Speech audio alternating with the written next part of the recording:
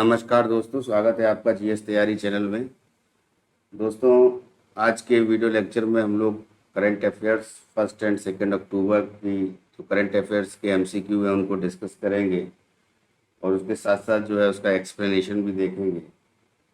तो स्टार्ट करते हैं अक्टूबर 2023 में 1 एंड 2 अक्टूबर का करंट है। तो पहला जो इम्पोर्टेंट, इंटेल इंडिया का अध्यक्ष किसे नियुक्त किया गया है हाल ही में, तो गोकुल सुब्रमण्यम है। इनको जो है इंटेल इंडिया का अध्यक्ष या चेयरमैन बोल सकते हैं, इनको चेयरमैन जो है ये बनाए गए हैं। और इससे पहले ये इंटेल इंडिया से जुड़े रहे हैं और ये इंजीनियरिंग एंड टेक्नोलॉजी के लिए जाने जाते हैं बेसिकली। और 11 ईयर्स से ये जो है इंटेल इंडिया के साथ हैं और 11 ईयर्स की से ज़्यादा समय की इन्होंने सेवा दी है इंटेल इंडिया को। और बंगलौर में जो सीसीजी है, सीसीजी का कहने का मतलब ये है कि क्लाइंट कंप्यूटिंग ग्रुप है, तो क्लाइंट कंप्यूटिंग ग्रुप के ये वाइस चेयरमैन भी हैं। ठीक है, वाइस चेयरमैन। तो ये बहुत इंपॉर्टेंट न्यूज़ है, इसको याद रखिएगा। उसके बाद नेक्स्ट न्यूज़ पर आते हैं कि हाल ही में कौन इंडो अमेरिकन 2023 के 15 वाइट हाउस फेलो में शामिल किया गया है या हुआ है। तो इसमें जो है 15 वाइट हाउस फेलोशिप में इनको शामिल हुई हैं कमल मेघरा जानी। तो कमल मेघरा जानी जो हैं, इनको ये इंडो अमेरिकन हैं और इनकी जो पैदाइश है वो इंडिया में हुई है। और 15 लोगों के वाइट हाउस फेलो में इनको 2023-2024 के लिए चुना गया है। और साथ में जो है ये बेसिकली डॉक्टर हैं और ये ल्यूकीमिया के मरीजों का इलाज करती हैं। और उसके साथ साथ जो है जैसे कैबिनेट सचिव वहाँ पर नियुक्त हुए हैं और वरिष्ठ कर्मचारी हैं, तो वह प्रशासनिक अधिकारी हैं, उनके साथ जो है उनको ये पदवी जो है दी गई है 15 वाइट हाउस फेलो में। ठीक है, अब नेक्स्ट आते हैं कि हाल ही में देश के पहले कार्टोग्राफी संग्रहालय का उद्घाटन कहाँ हुआ है। तो कार्टोग्राफी संग्रहालय जो है ये उत्तराखंड में मंसूरी में इसका उद्घाटन किया गया है। और बेसिकली जो उत्तराखंड के पर्यटन और संस्कृति मंत्री हैं सतपाल महाराज, उन्होंने जो है ये विश्व पर्यटन दिवस के अवसर पर इनको मंसूरी में कार्टोग्राफी संग्रहालय का उद्घाटन किया है। अब ये कार्टोग्राफी क्या है कि एक तरह से नक्शा जो होता है, तो उसकी जो खोज या उसके बनाने के बारे में जो विज्ञान होती है उसको कार्टोग्राफी कहा जाता है। और ये वास्तविक या काल्पनिक स्थानों को दिखाने के लिए ऐसे विज्ञान है या कला है या तकनीकी है या किसी कौशल है उसका उपयोग करता है। और जो बेसिकली ये जो संग्रहालय पार्क स्ट्रीट में स्थित है, ये सर जॉर्ज एवरेस्ट का निवास यहाँ पर हुआ करता था पार्क स्ट्रीट में। और वहाँ पे पार्क स्ट्रीट में ये संग्रहालय जो है ये इसका उद्घाटन किया गया है। और इन्हीं के जो सर जॉर्ज एवरेस्ट थे, इन्हीं के नाम पे जो है एवरेस्ट की चोटी जो है वर्ल्ड की सबसे ऊंची चोटी जो है 8,848 मीटर की ऊंचाई पर जो है हिमालय की, जो नेपाल में स्थित है, जिसको नेपाल में सागर माथा भी कहते हैं, तो माउंट एवरेस्ट इन्हीं के नाम पे पड़ा था। ठीक है ना। तो उसके बाद आते हैं नेक्स्ट क्वेश्चन पे। तो हाल ही में किस राज्य के मुख्यमंत्री ने पोषण पर पुस्तिका जारी की है। पोषण पर पुस्तिका कहने का मतलब न्यूट्रिशन पर जो है पुस्तिका जारी की है। तो ठाकुर सुखविंदर सिंह सुक्खू हैं, ये बेसिकली जो हैं जो चीफ मिनिस्टर हैं हिमाचल प्रदेश के, सुखविंदर सिंह सुक्खू, उन्होंने जो है ये पोषण पर एक पुस्तिका जारी की है। अब इसमें क्या है कि जीवन का जो पौष्टिक आहार है, जैसे जो एक तरह से माल न्यूट्रिशन से या जो डिफिशियंसी है, एक तरह से जो कह सकते हैं कि कुपोषण के शिकार लोग हैं, तो उनको किस तरीके से जो है पोषण दिया जा सके, उनके जीवन का जो पौष्टिक आहार है, उनके जीवन में जो पौष्टिक आहार है उसको मिले। और ये पौष्टिक आहार जो है उनको न्यूट्रिशन जो है ऐसा हो कि जिससे कि उनको खून की कमी होना या फिर और कोई बीमारी डिफिशियंसी होना, तो वो जो है उसकी मदद करे। तो इसमें पोषण युक्त आहार के स्वस्थ जीवन शैली के लिए और स्वास्थ्य सुरक्षा के लिए ये कदम उठाया गया है। और अब उसका नेक्स्ट क्वेश्चन पे आते हैं कि हाल ही में एसबीआई लाइफ इंश्योरेंस तो के नए जो है सीईओ किसे नियुक्त किया गया है। तो एसबीआई लाइफ के जो इस समय हम लोग जानते हैं कि एसबीआई लाइफ जो है उसके ये एक बीमा कंपनी है और इसके जो है नए एमडी और सीईओ के नियुक्ति की घोषणा की गई है और वो अमित झिंगरन है। तो अमित झिंगरन को एसबीआई लाइफ का सीईओ और नियुक्त किया गया है और ये एसबीआई कॉरपोरेट सेंटर के अभी तक जो हैं डीएमडी रहे हैं, उप प्रबंध निदेशक रहे हैं। झिंगरन से पहले जो एसबीआई लाइफ के सीईओ थे वो महेश कुमार शर्मा थे। तो महेश कुमार शर्मा इनको जो है एसबीआई में ट्रांसफ़र किया गया है स्टेट बैंक ऑफ इंडिया में और इसके अलावा इनकी जगह पे एसबीआई लाइफ इंश्योरेंस के सीईओ जो हैं वो अमित झिंगरन को बनाया गया है।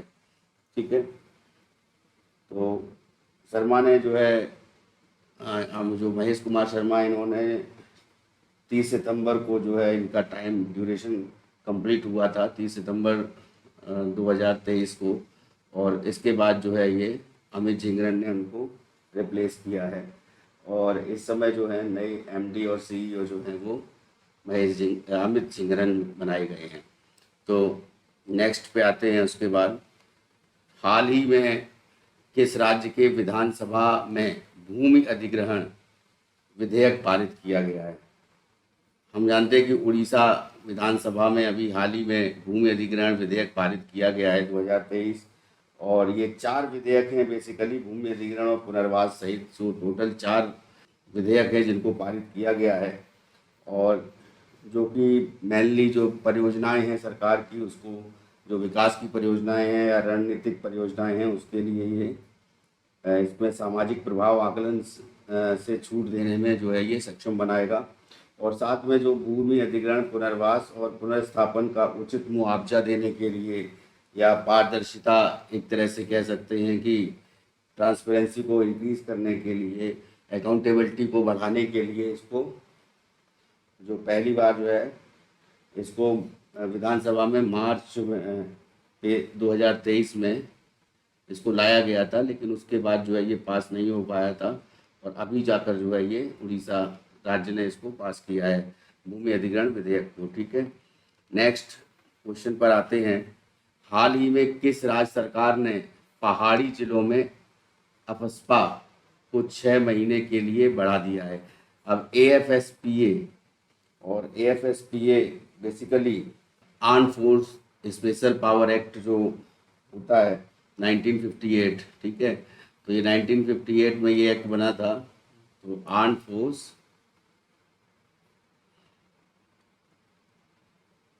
स्पेशल पावर एक्ट, ठीक है, और ये स्पेशल पावर एक्ट जो है ये 1958 एक्ट है और इसके तहत जो है जितने भी नॉर्थ ईस्ट स्टेट है वहाँ पर इसको एक तरह से लगाया गया था और बेसिकली जो डिस्टर्ब्ड एरिया होता है वहाँ पर इसको लगाया जाता है और भारतीय संसद ने जो है इसको 11 सितंबर 1958 को पारित किया था इस एक्ट को और तब से ये वहाँ प्रभावशाली रहा है नॉर्थ ईस्ट स्टेट में और कई स्टेट्स जो हैं वहाँ पर ये arm force special power act लगाया जाता है और जिसमें मणिपुर है या असम है, अरुणाचल प्रदेश है, मेघालय, मिजोरम है या नागालैंड है, वहाँ पे जो अशांत क्षेत्र हैं तो उसके लिए ये सैन्य बल जो है वहाँ पे तैनात किए जाते हैं। तो इसके लिए जो है अभी फिर से जो है वहाँ पर मणिपुर में ये अफस्पा एक्ट जो है वो प्रभावशाली हो गया है, 6 महीने के लिए बढ़ा दिया गया है। ठीक है, उसके बाद आते हैं कि हाल ही में माइकल कैम्पबेल का निधन हुआ है और वो किससे संबंधित थे। तो माइकल गैम्बेन बेसिकली जो माइकल गैम्बेन हैं ये हैरी पॉटर फिल्म जिसको हम लोग जानते हैं, तो हैरी पॉटर जो फिल्म है हैरी पॉटर, इस फिल्म में इन्होंने प्रोफेसर डम्बलडोर का जो काम किया था, प्रोफेसर डम्बलडोर, तो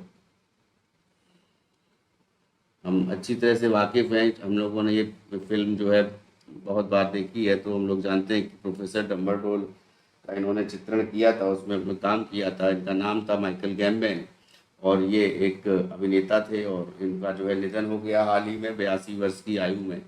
82 ईयर्स ओल्ड थे ये।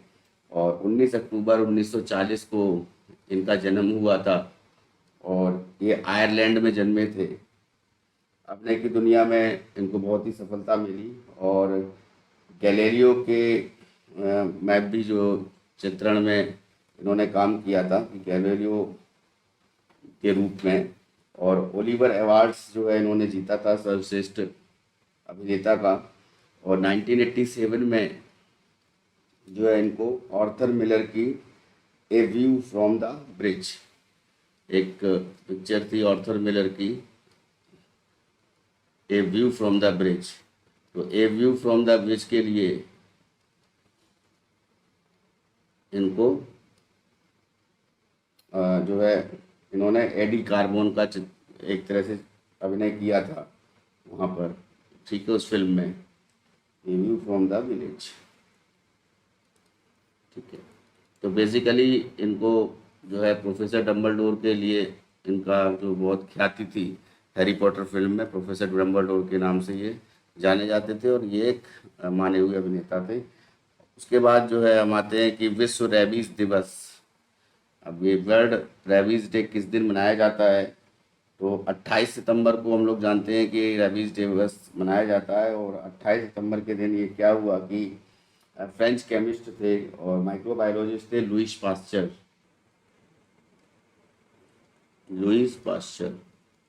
और लुईस पास्चर ने जो है रेबीज के टीके का आविष्कार किया था। 1885 में जो है इन्होंने इस वैक्सीन को बनाया था, इस टीके को। रेबीज बेसिकली जो है कुत्तों के काटने से जो इसको रेबीज के कीटाणु जो हैं वो फैल जाते हैं व्यक्ति के अंदर। और इसके लिए जो है हर साल ये रेबीज डे मनाया जाता है, वर्ल्ड रेबीज डे, ये 28 सितंबर को। तो इसकी जो थीम है इस बार की, all for one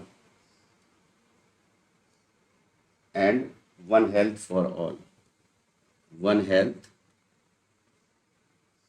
for all, ये इसकी थीम है 2023 की। तो इसको याद रखिएगा, ठीक है, 2023 की ये थीम है। उसके बाद आते हैं नेक्स्ट इम्पोर्टेंट न्यूज़ पर कि नई दिल्ली में आकांक्षी ब्लॉकों के लिए संकल्प सप्ताह कार्यक्रम की शुरुआत कौन करेगा? तो प्रधानमंत्री नरेंद्र मोदी जी ने इसका एक्चुअल में ये संकल्प सप्ताह कार्यक्रम की शुरुआत की है और प्रधानमंत्री जी ने। और अब इसमें ये संकल्प सप्ताह क्या है? तो बेसिकली 30 सितंबर से ये स्टार्ट हुआ है और ये भारत मंडपम जो है वहाँ पर ये स्टार्ट किया गया है, भारत मंडपम में। उसके साथ साथ जो है जो इम्पोर्टेंट बात ये है कि जो पंचायतें हैं और ब्लॉक स्तर पे जो जनप्रतिनिधि हैं, तो जिसको ब्लॉक प्रमुख हम लोग बोलते हैं, तो वो भी, उनको भी शामिल करने के लिए इसमें आया है। और ये आकांक्षी ब्लॉक कार्यक्रम जो है ये स्टार्ट किया गया है नई दिल्ली से। तो एक तरह से ये पंचायती राज को और भी सशक्त बनाने के लिए है। तो मोदी जी ने इसको स्टार्ट किया है 30 सितंबर से ये इस कार्यक्रम को प्रारंभ किया गया है। नेक्स्ट जो इम्पोर्टेंट न्यूज़ है उस पर आते हैं कि हाल ही में आई यूएनएफपीए। तो यूएनएफपीए की रिपोर्ट है, यूएनएफपीए, ठीक है। और उसकी रिपोर्ट में जो है तो किस देश में जो है 2050 तक बुजुर्गों की आबादी 20% हो जाएगी। एक्चुअली जो यूएनएफपीए है कि उसका जो यूनाइटेड नेशंस का जो पॉपुलेशन फंड एसोसिएशन है, उसके द्वारा ये रिपोर्ट जारी करी जाती है इंटरनेशनल इंस्टीट्यूट फॉर पॉपुलेशन द्वारा। और इस रिपोर्ट में भारत को जो है पूरी दुनिया में एक तरह से सबसे ज़्यादा पॉपुलेशन वाला कंट्री भी है और साथ में भारत जो है वो 2050 तक जो है उसकी बुजुर्गों की आबादी भारत में 20% हो जाएगी। और हर 5 में से एक शख्स कह सकते हैं कि वो बुजुर्ग होगा। और आबादी के साथ साथ जो है अभी इस समय जो है 10.1% जो आबादी है वो भारत में बुजुर्गों की है। ठीक है, तो ये बेसिकली क्या हुआ कि 2010 से इंडिया में बुजुर्गों की आबादी जो है बढ़ना स्टार्ट हुई है। ठीक है, तो ये इम्पोर्टेंट है, पूछा जा सकता है किसी भी एग्ज़ाम में, किस कंट्री में या इंडिया में जो है किस कब तक जो है बुजुर्गों की आबादी 20% होने का अनुमान लगाया गया है। तो यूएनएफपीए की रिपोर्ट के अनुसार ये ऐसा अनुमान लगाया गया है। अब नेक्स्ट क्वेश्चन पर आते हैं, इंडो लैटिन अमेरिका सांस्कृतिक महोत्सव। तो इंडो लैटिन अमेरिका सांस्कृतिक महोत्सव जो है उसका चौथा संस्करण कहाँ आयोजित किया जा रहा है। तो इंडो लैटिन अमेरिका तो हम लोग जानते हैं कि लैटिन अमेरिका जो है जहाँ से ग्वाटेमाला से स्टार्ट होता है, मैक्सिको के बाद से, और वहाँ से लेकर के जो साउथ अमेरिका पूरा है उसको लैटिन अमेरिका कहा जाता है। तो ये आईसीसीआर जो है संस्था, भारतीय सांस्कृतिक संबंध परिषद, इसके द्वारा इसका चौथा संस्करण जो है 4th एडिशन आयोजन अभी किया जा रहा है और ये नई दिल्ली में आयोजित किया जा रहा है। ठीक है, तो इसमें जो है बेसिकली क्या है कि 2 दिवस का है, ये 2 डेज का किया गया, और ये 2 डेज में जो है कोलंबिया, इक्वाडोर एंड चिली, ठीक है ना, कोलंबिया, इक्वाडोर और चिली, तो ये तीनों जो हैं कंट्रीज़ के 34 कलाकारों ने भाग लिया है इसमें। लैटिन अमेरिका की जो सांस्कृतिक विरासत है उसका प्रदर्शन किया है। तो उसके बाद आते हैं नेक्स्ट क्वेश्चन पर कि विश्व हृदय दिवस, वर्ल्ड हार्ट डे, के प्रतिवर्ष कब मनाया जाता है। तो विश्व हृदय दिवस जो है ये 24 सितंबर को मनाया जाता था, पहली बार जो है ये मनाया गया था। तो इसमें ये 20 से हो गया, 24 सितंबर कर लीजिए, तो 24 सितंबर को है जब विश्व हृदय दिवस ये मनाया जाता है। ठीक है, फर्स्ट बार जब मनाया गया था तो ये 2000 में इसको मनाया गया था, वर्ष 2000 में, और तब से ये मनाया जाता है। और बेसिकली ये क्या है कि हार्ट डिजीज़ से कैसे छुटकारा पाएँ उसके लिए है। और 2012 से 2025 तक जो है इसमें तो हार्ट डिजीज़ में इजाफा हुआ है, और ये ऐसा कहा गया है कि जो मृत्यु दर है वो बढ़ जाएगी, वो लगभग जो है 25%, जो 25% आबादी है वो उसकी मृत्यु दर को बढ़ाएगी। और उसके बाद जो 24 सितंबर को के बाद जो है ये 2000 में जब बनाया गया था, तो उसके बाद जो है इसको चेंज करके 24 सितंबर को 29 सितंबर किया गया था। तो 29 सितंबर को वर्ल्ड हार्ट डे फिर मनाया जाने लगा, पहले 24 सितंबर को मनाया जाता था। ठीक है, तो इस बार की जो थीम है 2023 की थीम वो इम्पोर्टेंट है, वो है use heart no heart, use heart no heart. ठीक है, ये इसकी थीम है, ये याद रखिएगा। नेक्स्ट क्वेश्चन पे आते हैं, एशियान गेम्स 2023 में निशानेबाजी के किस इवेंट में भारतीय टीम ने स्वर्ण पदक जीता है। तो ये 50 मीटर एयर राइफल में भारतीय टीम ने स्वर्ण पदक जीता और 10 मीटर एयर राइफल पिस्टल में रजत पदक जीता। जो स्वर्ण पदक जीता है उसमें जो स्वप्निल कुसाले हैं, तो स्वप्निल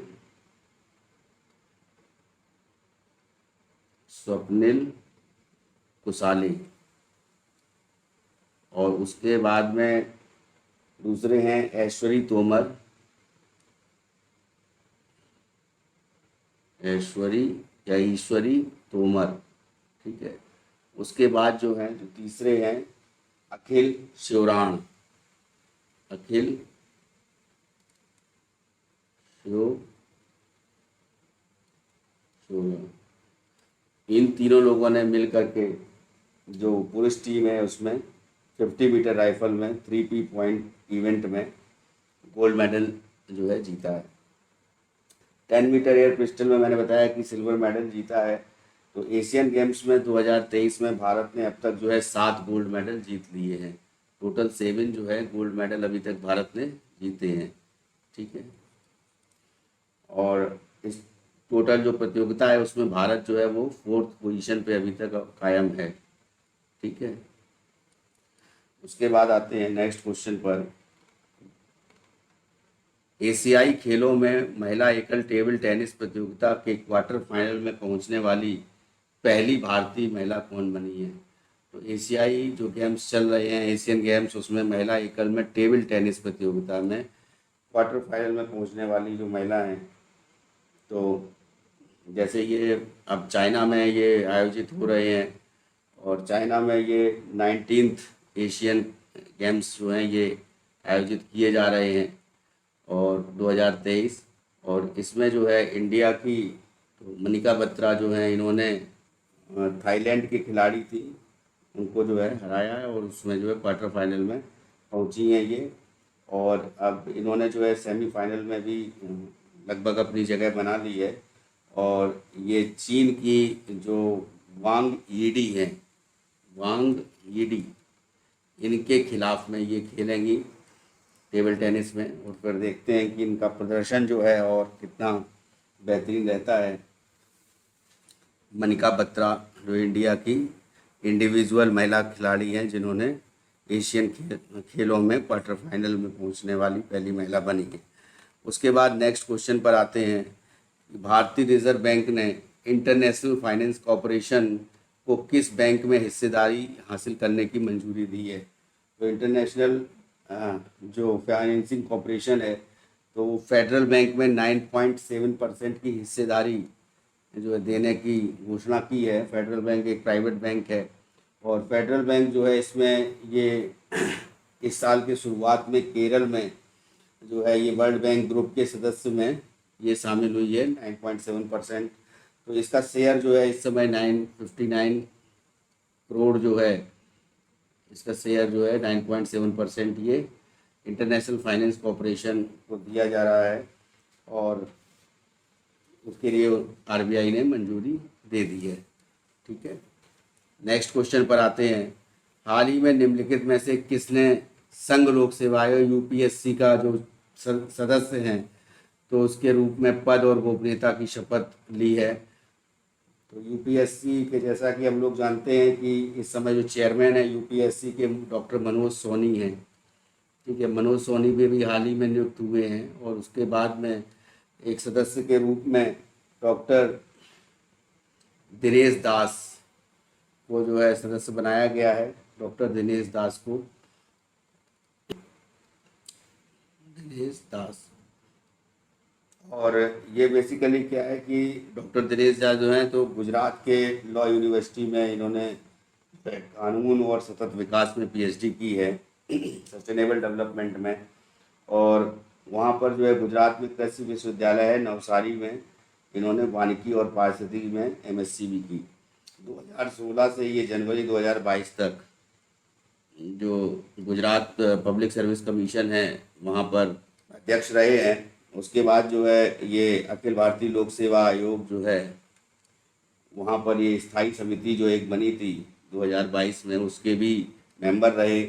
फिर उसके बाद जो है अलग अलग राज्यों में भी इनको भेजा गया और सिविल सेवा परीक्षाओं का जो मॉडल जो पाठ्यक्रम है या परीक्षा पैटर्न है उसका मसौदा समिति के भी हुए और उसके अध्यक्ष भी रहे हैं। तो डॉक्टर दिनेश दास को जो है ये इस समय जो है संघ और लोक सेवा आयोग जो यूपीएससी का एक सदस्य के रूप में इनको शपथ दिलाई गई है और ये शपथ इनको डॉक्टर मनोज सोनी ने दिलाई है।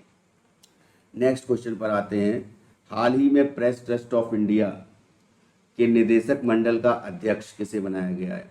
तो प्रेस ट्रस्ट ऑफ इंडिया, जैसा कि पीटीआई को हम लोग जानते हैं इंडिया की मानी हुई न्यूज़ एजेंसी है, तो पीटीआई जो है द प्रिंटर्स जो मैसूर का है, द प्रिंटर्स प्राइवेट लिमिटेड, तो उसके ये सेवा करते रहे हैं के.एन. शांत कुमार।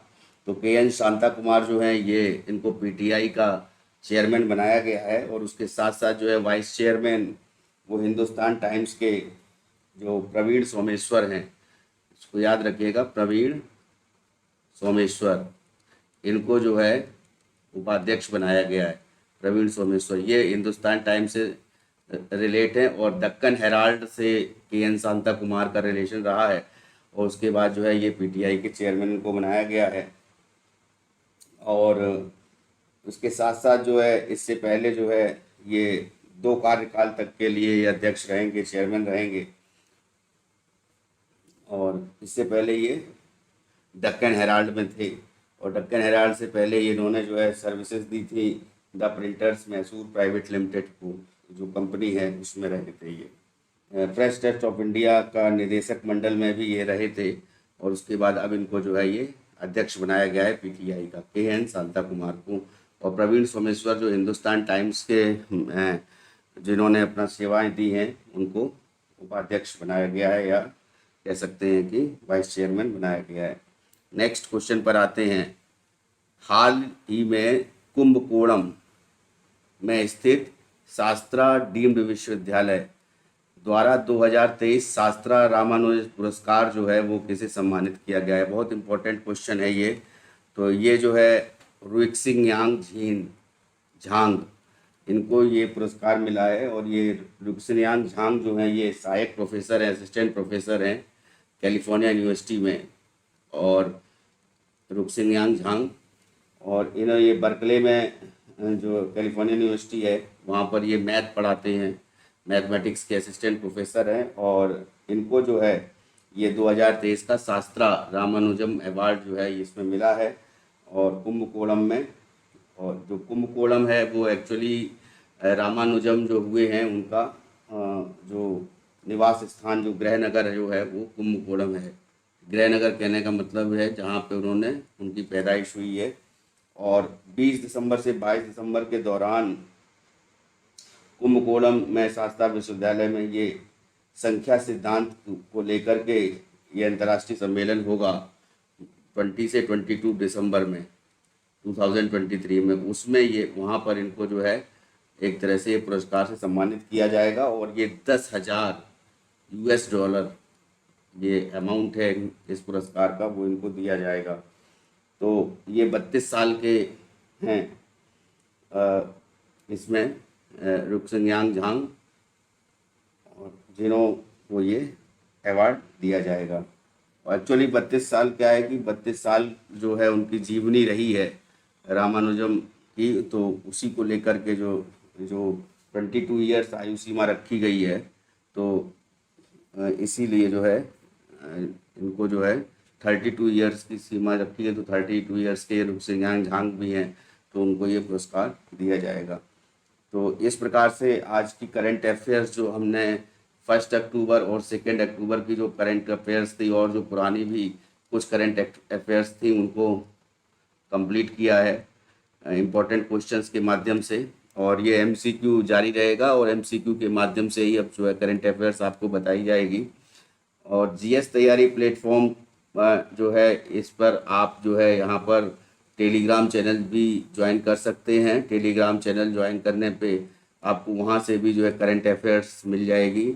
और जीएस तैयारी ऐप है हमारा गूगल प्ले पर, तो प्ले स्टोर से उसको डाउनलोड कीजिए। और उसके बाद जो है अगर आप लोग जो है आने वाले कोई भी एग्ज़ाम की तैयारी करना चाहते हैं, तो उसके लिए जो है वहाँ पर पेड क्लासेस भी अवेलेबल हैं। जीएस तैयारी जो हमारा ऐप है उस पर, और इसके साथ साथ आप लोग फेसबुक पेज से भी जुड़ सकते हैं, और साथ साथ में इंस्टाग्राम में भी पर भी ये अवेलेबल है। जीएस तैयारी ये हमारा जो यूट्यूब चैनल है, इसको आप लोग को सब्सक्राइब कर लीजिए और बेल आइकन दबा दीजिए, ताकि जो है जब भी नया वीडियो अपलोड हो तो उसकी जानकारी आपको मिलती रहे। तो बहुत बहुत धन्यवाद। आप जो है नेक्स्ट वीडियो में आपको जो है 3rd ऑफ अक्टूबर की या 4th ऑफ अक्टूबर की एक साथ जो है कुछ इम्पोर्टेंट करंट अफेयर्स ही नहीं बल्कि जितने भी करंट अफेयर्स हैं उनको एमसीक्यू के रूप में आपको प्रदान किया जाएगा। इस वीडियो लेक्चर में इतना ही। बहुत बहुत धन्यवाद।